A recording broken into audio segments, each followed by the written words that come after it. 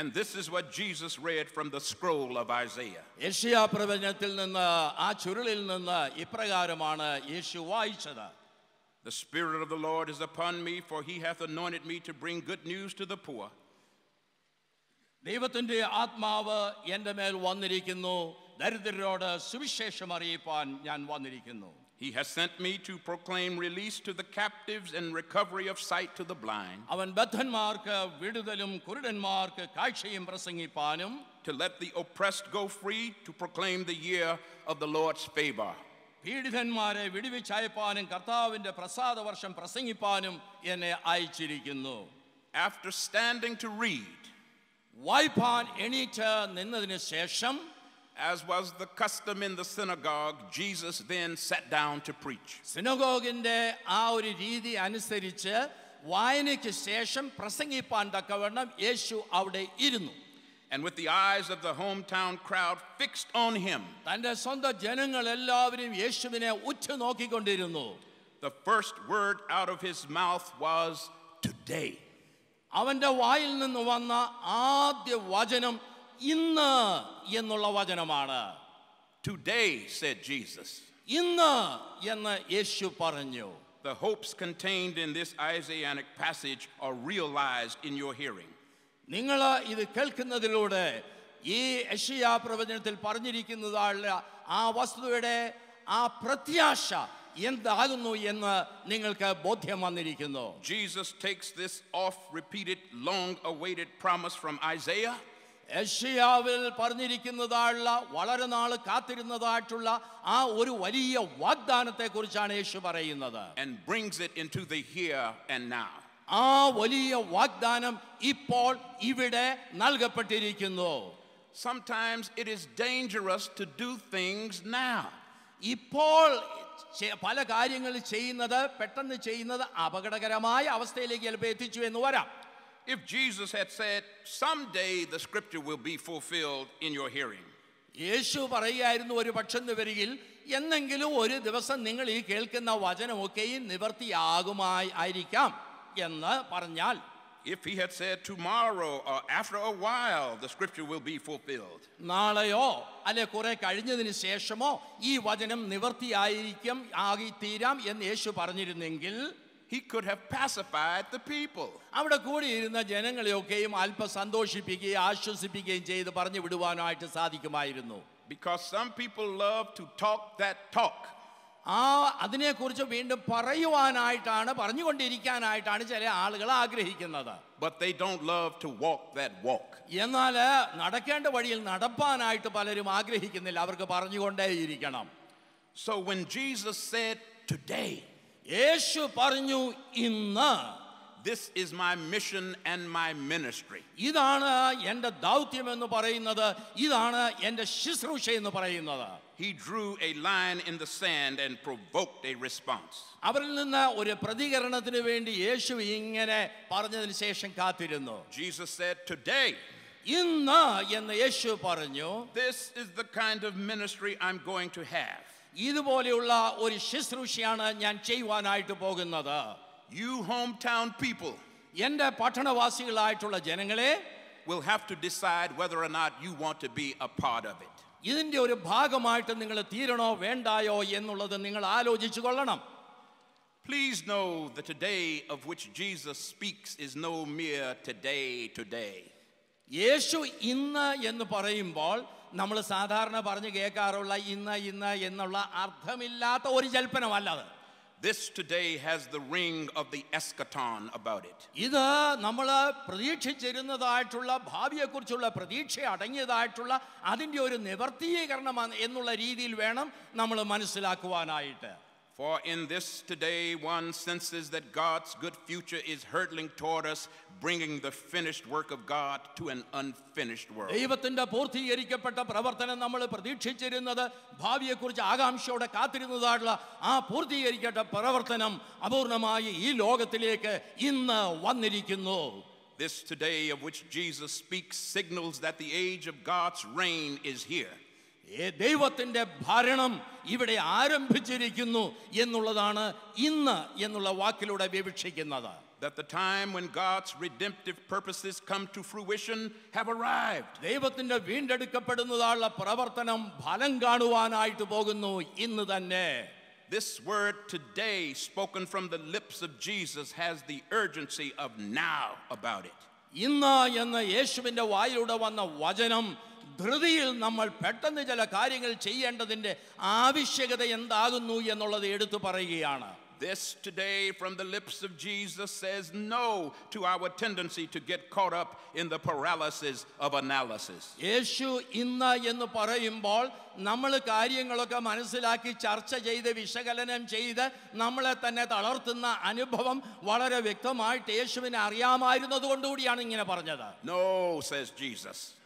യേശുവിന് ഇതൊക്കെ അറിയാമായിരുന്നു, അതുകൊണ്ടാണ് ഇന്ന് എന്ന് യേശു എടുത്തു പറയുന്നത്. The work that God has called me to do starts right here, right now, today. എന്നെ ദൈവം എന്ത് ശുശ്രൂഷ ചെയ്യുവാൻ അയച്ചിരിക്കുന്നു ആ ശുശ്രൂഷ ഇന്ന് ഇവിടെ ആരംഭിച്ചിരിക്കുന്നു.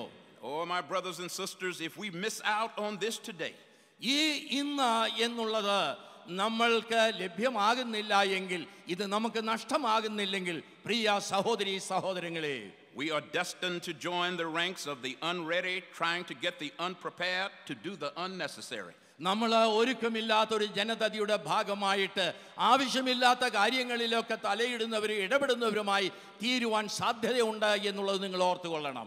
Today, says Jesus, this scripture is realized in your hearing. നിങ്ങൾ ഇത് കേൾക്കുന്നതിലൂടെ തിരുവചനം ഇവിടെ നിവർത്തിയായിരിക്കുന്നു. The hometown crowd is impressed initially with what Jesus has to say. യേശുക്രിസ്തു പറഞ്ഞതായുള്ള ആ കാര്യങ്ങൾ കേട്ടപ്പോൾ ആദ്യ സമയത്ത് തന്റെ പട്ടണവാസികൾക്കൊക്കെ അത് വളരെ സന്തോഷകരമായ ഒരു അനുഭവമായിട്ട് തോന്നി. For they recognize in his message the active grace of God. എന്തുകൊണ്ടെന്നാൽ ദൈവത്തിന്റെ നിരന്തരം പ്രവർത്തിച്ചുകൊണ്ടിരിക്കുന്ന കൃപയെക്കുറിച്ച് അവർക്ക് മനസ്സിലാക്കുവാനായിട്ട് സാധിച്ചു. And so they ask one another, അവർ പരസ്പരം അതുകൊണ്ട് അങ്ങോട്ടും ഇങ്ങോട്ടും പറയാൻ തുടങ്ങി, is not this Joseph's son? ഇവനാരാ? ഇവന് ജോസഫിന്റെ മകനല്ലേ? We know this young man. ഈ ചെറുപ്പക്കാരനെ നമുക്കറിയാമല്ലോ. My goodness, listen to this young man talk. അയ്യോ, ഇവൻ ഈ പറയുന്നത് എന്താണെന്നൊന്ന് ശ്രദ്ധിച്ചേ. And to think we had a hand in raising him. അയ്യോ, ഞാൻ അവരെ വളർത്തിക്കൊണ്ട് വരുന്നതിൽ നമുക്കും ഒരു പങ്കുള്ളതിൽ നമുക്ക് ദൈവത്തെ സ്തുതിക്കാം. He is clearly anointed. അവൻ തീർച്ചയായിട്ടും അഭിഷക്തൻ തന്നെയാ. And he's bringing good news to the hometown. അവൻ നമ്മുടെ പട്ടണക്കാർക്ക് സദ്വാർത്ത തന്നെ കൊണ്ടുവന്നിരിക്കുകയാണ്. And he's healing and releasing. അവൻ സൗഖ്യം കൊടുക്കുന്നു, അവൻ വിടുതൽ കൊടുക്കുന്നു. And proclaiming the year of the Lord's favor. യഹോവയുടെ പ്രസാദ വർഷത്തെക്കുറിച്ച് അവൻ പ്രസംഗിക്കുന്നു. And he's one of us. അവൻ നമ്മളിൽ ഒരുവൻ തന്നെയാണ്. We have an advantage. നമുക്ക് അതിനകത്തൊരു പ്രത്യേക അവകാശവാദമുണ്ട്. For one of our own who knows the rules and the customs. നമ്മുടെ കാര്യങ്ങളൊക്കെയും അറിയാവുന്നവൻ, നമ്മുടെ ചടങ്ങുകളൊക്കെ അറിയാവുന്നവൻ, നമ്മുടെ നിയമങ്ങളൊക്കെയും നമ്മുടെ പെരുമാറ്റങ്ങളൊക്കെയും അറിയാവുന്ന നമ്മളിൽ ഒരുവനായ അവൻ, one of our own who understands the importance of tribal loyalty. നമ്മുടെ വർഗത്തിൻ്റെതായുള്ള വിശ്വാസ്യതയെക്കുറിച്ച് നല്ലവണ്ണം അറിയാവുന്ന ഒരു വ്യക്തി, one of our own is preaching today, and he's saying all of the wonderful things he plans to do begins today. നമ്മളിൽ ഒരുവനായി ഇവൻ പ്രസംഗിക്കുന്നത് കേട്ടോ, എത്ര മനോഹരമായ രീതിയിൽ ഇനിയും ചെയ്യുവാൻ പോകുന്ന സംഗതികളെ കുറിച്ചൊക്കെ ഇപ്പോൾ അവന്റെ പ്രസംഗത്തിലൂടെ അവൻ പ്രഖ്യാപനം ചെയ്യുകയാണ്. എത്ര അത്ഭുതകരമായ ഒരു സംഗതിയാ. Oh, we are so blessed and highly favored to be in Nazareth today. നമ്മളൊക്കെ ഈ നസറേത്ത് വാസികളായതിൽ അനുഗ്രഹിക്കപ്പെട്ടവരാണ്, നമ്മളൊക്കെ സന്തോഷിക്കേണ്ടവരാണ് എന്ന ജനങ്ങളൊക്കെയും ആദ്യമേ പറഞ്ഞു. Is not this Joseph's son? വീണ്ടും അവർ ചോദിക്കുകയാണ്, ഇവൻ ആ ജോസഫിന്റെ മകൻ തന്നെയല്ലേ? It really doesn't matter if the crowd asks this question in admiration or disbelief. അവന് വേണ്ട രീതിയിൽ വിശ്വാസ്യത ഇല്ലാഞ്ഞതുകൊണ്ടോ അല്ല മറ്റെന്തെങ്കിലും സംശയം കൊണ്ടോ ഈ ചോദ്യങ്ങൾ ചോദിച്ചതിൽ വലിയ കുഴപ്പമൊന്നും ഉണ്ടെന്ന് എനിക്ക് തോന്നുന്നില്ല. Jesus understood that the question was laden with privilege. എന്നാൽ യേശുവിന് ഒരു കാര്യം മനസ്സിലായി, ഇവർ ഈ ചോദ്യം ചോദിക്കുന്നത് ചില അവകാശവാദങ്ങൾ ഉന്നയിക്കുന്നതിന് വേണ്ടിയാണെന്നുള്ളത്. In-group loyalty, insider's edge, and the expectation of special favors. അവരെ ഈ ചോദ്യം ചോദിക്കുന്നത് അവരുടെ അവകാശവാദത്തിന് വേണ്ടിയാണ്, അവരുടെ സ്വന്തക്കാരോടുള്ള പ്രതിബദ്ധത നിലനിർത്തുമെന്നുള്ള വിശ്വാസത്തിലാണ്, സ്വന്തക്കാരുടെ താല്പര്യം മാനിക്കുമെന്നുള്ള വിശ്വാസത്തിലാണ്. Having already stated that his work would begin today, he saw no need to put off the inevitable. അപ്പോൾ അവൻ ഇന്ന് അവന്റെ പ്രവർത്തനം ഇവിടെ ആരംഭിക്കുകയാണ്. അപ്പോൾ നമുക്ക് വലിയ പ്രതീക്ഷ അവനിൽ അർപ്പിപ്പാനായിട്ട് സാധിക്കും. പ്രത്യേക പരിഗണനയും നമുക്ക് ലഭിക്കും. At the outset, he dashed their hopes for special favors. എന്നാൽ അവര് പ്രത്യേക പരിഗണന ലഭിക്കാനായിട്ട് ആഗ്രഹിച്ചിരുന്ന അവരുടെ ആഗ്രഹങ്ങളെ തുടക്കത്തിൽ തന്നെ യേശു ഇവിടെ തകർക്കുന്നതായിട്ടാണ് നമ്മൾ കാണുന്നത്. He upended their desire for business as usual by aligning himself with Elijah and Elisha. ഏലിയാവിനോടും ഏലീശായോടും ചേർന്ന് നിന്നുകൊണ്ട് അവരുടെ പ്രതീക്ഷകളൊക്കെയും അവിടെ മാറ്റിമറിക്കുന്ന ഒരു അനുഭവമാണ് ഈ പ്രസംഗത്തിലൂടെ നമ്മൾ മനസ്സിലാക്കുന്നത്. And when he did this, the hometown crowd immediately turned against him. ഇത് പറഞ്ഞു കഴിഞ്ഞപ്പോഴത്തേക്ക് ഇതുവരെ സന്തോഷത്തോടെ അവനെ ഉറ്റുനോക്കിക്കൊണ്ടിരുന്ന അവന്റെ പട്ടണവാസികളൊക്കെ പെട്ടെന്ന് അവനെതിരായിട്ട് തിരിയുവാൻ തുടങ്ങി. Why? എന്തുകൊണ്ടാണത്? Because they knew the scriptures well enough to know that Elijah and Elisha had taken God's message to outsiders. ഈ പരിധികൾക്ക് വെളിയിലുള്ള അതിർവരമ്പുകൾക്ക് വെളിയിലുള്ള ആളുകളോട് ഇടപെട്ടതാണ് ഏലിയാവും ഏലിശായും. അവർക്ക് ശുശ്രൂഷ ചെയ്തവരാണ് എന്നുള്ള വസ്തുത മനസ്സിലാക്കിയത് കൊണ്ടാണ് ഈ ജനങ്ങൾ യേശുവിനെതിരായിട്ട് തിരിയുവാനുള്ള കാരണം. These prophets had taken God's message to the left out and the looked over. ഉപേക്ഷിക്കപ്പെട്ട ആളുകളിൽ ഗണനാർഹമായിട്ട് ഇല്ലാത്ത ജനങ്ങളിലേക്ക് ഈ നല്ല വാർത്തയെ കൊണ്ടുവന്നവരാണ് ഇവരെന്നുള്ളത് മനസ്സിലാക്കി. To those who had not been counted in their very small circle of the chosen ones. അവരുടെ തെരഞ്ഞെടുക്കപ്പെട്ട ചെറിയ കൂട്ടത്തിന്റെ ഒരു ഭാഗമൊന്നുമല്ല അവരെന്നുള്ളത് അവർക്ക് ബോധ്യമുണ്ട്. To whom did Elijah and Elisha minister? ആർക്കാണ് ഈ ഏലിയാവും ഏലിശായും ശുശ്രൂഷ ചെയ്തത്? A poor widow from Zarephath and an unwashed commander from the Syrian king's army. ഒരു പാപപ്പെട്ട വിധവയ്ക്ക്, അതുപോലെ ഒരു സിറിയയിൽ ഒരു രാജാവിന്റെ സേനാപതിക്ക്. They were pagans. അവര് വിഗ്രഹാരാധികളായിരുന്നു. They were considered to be outside of the elect of God. ദൈവത്തിന്റെ തെരഞ്ഞെടുക്കപ്പെട്ട ജനങ്ങളുടെ പരിധിക്ക് വെളിയിലുള്ളവരായിരുന്നു അവര്. Jesus speaks favorably of people his hometown crowd considered to be outside of God's favor. യേശു ക്രിസ്തു വളരെ പ്രത്യേക താല്പര്യത്തോടെ പ്രസംഗിച്ചതായുള്ള ഈ പരിധിക്ക് വെളിയിലുള്ള ആൾക്കാരുണ്ടല്ലോ, അത് ഉൾക്കൊള്ളുവാനായിട്ട് ഈ തൻ്റെ പട്ടണത്തിലുള്ള പ്രിയപ്പെട്ടവർക്ക് സാധിക്കാത്ത ഒരു അനുഭവത്തിലായി. These are the very people Jesus is saying he has been sent to minister to. ഇങ്ങനെയുള്ള ആളുകൾ കൂടെ ശുശ്രൂഷ ചെയ്യുവാനാണ് എന്നെ അയച്ചിരിക്കുന്നത് എന്നുള്ളത് യേശു അവിടെ വ്യക്തമാക്കി. Not the high and mighty. ശക്തിയുള്ളവർക്കും ഖേമന്മാരുമായിട്ടുള്ളവർക്കും വേണ്ടി മാത്രമല്ല ഞാൻ വന്നിരിക്കുന്നത്, but the poor and lowly. പാവങ്ങൾക്ക് വേണ്ടി, ദരിദ്രന്മാർക്ക് വേണ്ടി, ഏകാന്തതയെ അനുഭവിക്കുന്നവർക്ക് വേണ്ടി. Not only was this widow and commander from Syria, not only were they outsiders, ഈ വിധവയായ സ്ത്രീയെ പോലെയോ അല്ലെങ്കിൽ ഈ സേനാപതിയെ പോലെയോ പരിധിക്ക് വെളിയിലുള്ള ആളുകൾക്ക് വേണ്ടി മാത്രമല്ല, they also represented diversity and difference. അവര് ഇതിന്റെ വിവിധത്വമാണ് എന്താണെന്നുള്ളത് വ്യക്തമാക്കുന്നത്. ദൈവം സ്വീകരിക്കുകയും പ്രവർത്തിക്കുകയും ചെയ്യുന്ന ആളുകളുടെ വിവിധത്വം ഇതിലൂടെ വ്യക്തമാക്കുകയാണ് ചെയ്യുന്നത്. A poor widow woman, ഒരു സാധാരണ വിധവയായ പാപം പിടിച്ച സ്ത്രീയെ, and a well-to-do commander of the Syrian king's army. സിറിയയിലുള്ള രാജാവിന്റെ ഒരു വലിയ സേനാപതി. By knowingly citing these examples of outsiders receiving God's favor, ഈ പരിധിക്ക് വെളിയിലുള്ള ഇപ്രകാരമുള്ള ആളുകള് ദൈവത്തിന്റെ പരിഗണനയ്ക്ക് ഉള്ളിലാകുന്നു എന്നുള്ള സത്യമാണ് യേശു അവിടെ വ്യക്തമാക്കുന്നത്. Jesus invites the hometown crowd's wrath and rejection. യേശു ഇപ്രകാരം പ്രസംഗിച്ചു കഴിഞ്ഞപ്പോൾ തൻ്റെ പട്ടണവാസികളുള്ള ആൾക്കാരൊക്കെയും കോപാകുലരായി തീർന്നു.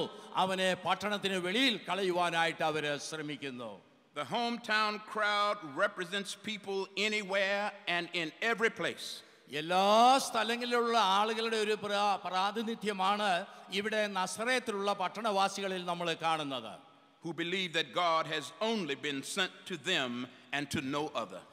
അവർക്ക് വേണ്ടി മാത്രമാണ് ദൈവം വന്നിരിക്കുന്നത്, ദൈവത്തിന്റെ വചനം എന്നുള്ളത് ചിന്തിക്കുന്ന ആൾക്കാര് എല്ലായിടത്തുമുണ്ട്.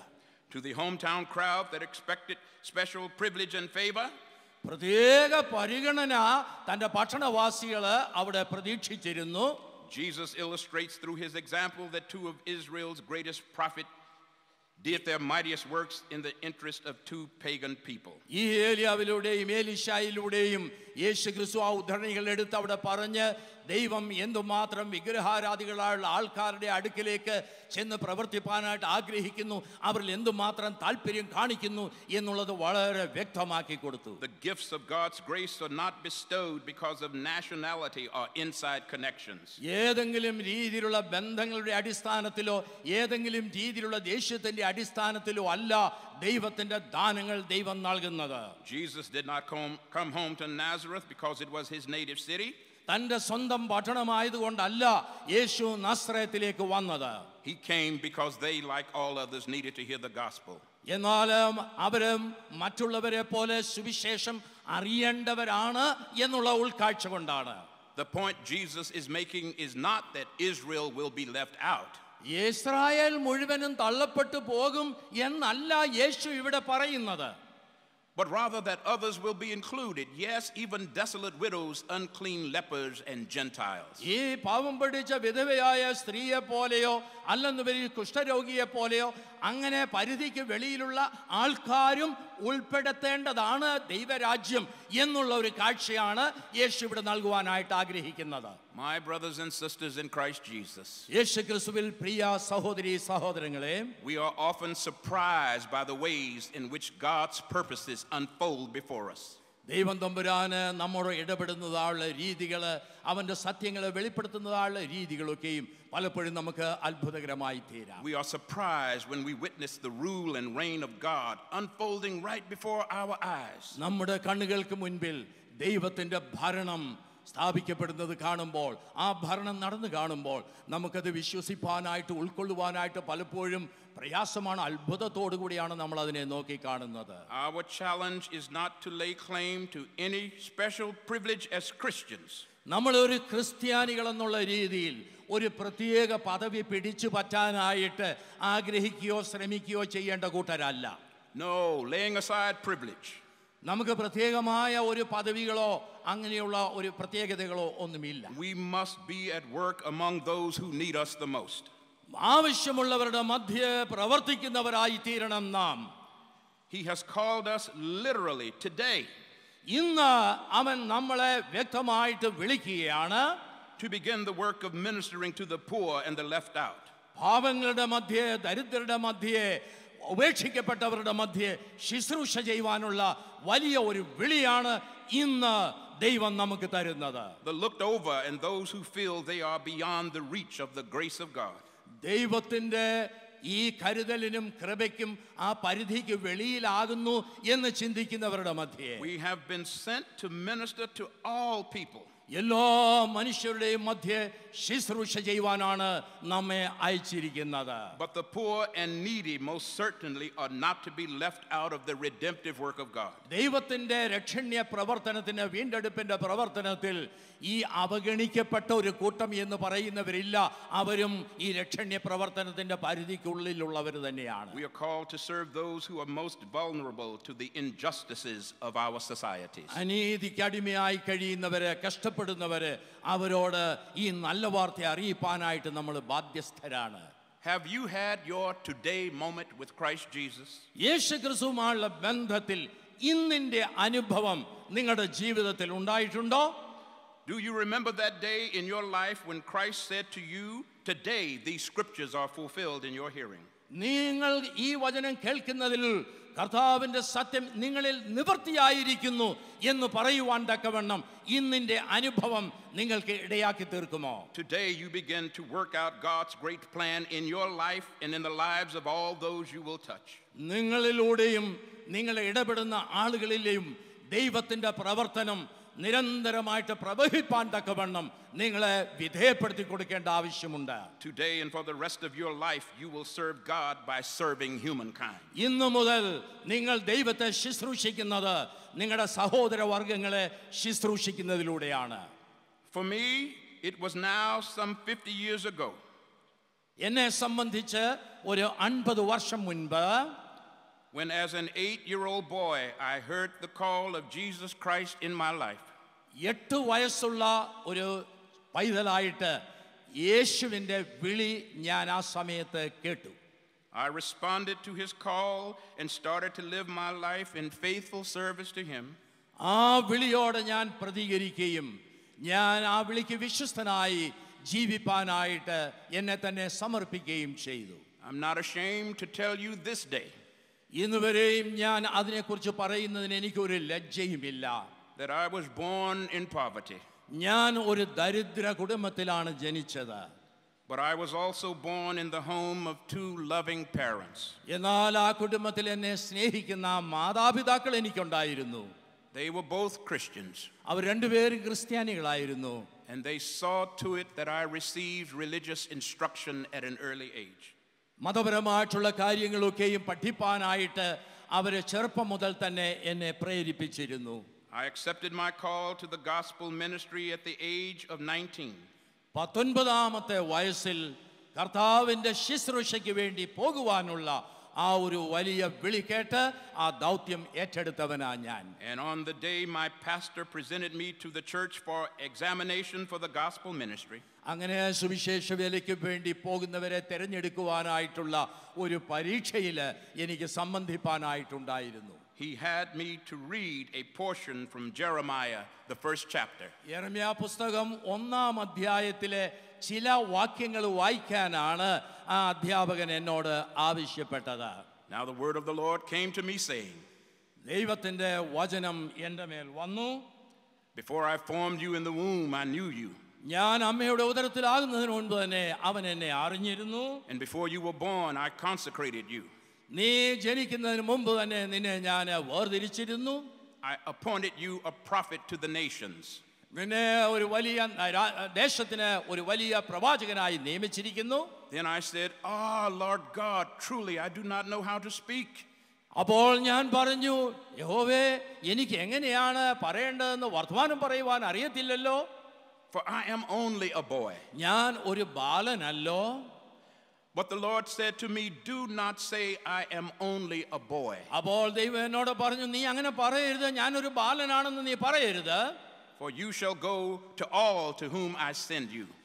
ഞാൻ അയക്കുവാൻ ആഗ്രഹിക്കുന്ന ദേശത്തേക്ക് ആളുകളുടെ മധ്യേക്ക് നീ പോകുക തന്നെ വേണം. It was then that I heard the words of Jesus saying to me. അപ്പോഴാണ് യേശു എന്നോട് പറയുന്ന ആ വാക്കുകൾ ഞാൻ ശ്രവിച്ചത്. Today, Laru, ഇന്ന് ലാറു, these scriptures have been fulfilled in your hearing. ഇത് കേട്ടതിലൂടെ തിരുവചനം ഇന്ന് നിവൃത്തിയായിരിക്കുന്നു ലാറു. I gave Jesus my hand and I gave him my heart. എൻ്റെ ഹൃദയം ഞാൻ കർത്താവിന് കൊടുത്തു, എൻ്റെ കരം അവന് നൽകി. And after 40 years of ministry, there is no desire in me to quit or to turn around. ആ 40 വർഷത്തെ ശുശ്രൂഷയ്ക്ക് ശേഷം ഞാൻ നോക്കുമ്പോൾ എനിക്ക് ദുഃഖിക്കേണ്ടതായിട്ടൊന്നും ഇന്ന് കാണുന്നില്ല. Where and when was your today? എപ്പോഴാണ് നിങ്ങളുടെ ഇന്ന് ആരംഭിക്കുന്നത്? And are you still being obedient to the call of Christ in your life? നിങ്ങളുടെ ജീവിതത്തിൽ യേശുവിന്റെ ഈ ഒരു വലിയ വിളിക്ക് നിങ്ങൾ അനുസരണമുള്ളവരായി തീരുമോ? And the people of God said, Amen. ദൈവജനം ഒരുമിച്ച് പറഞ്ഞു, ആമേൻ.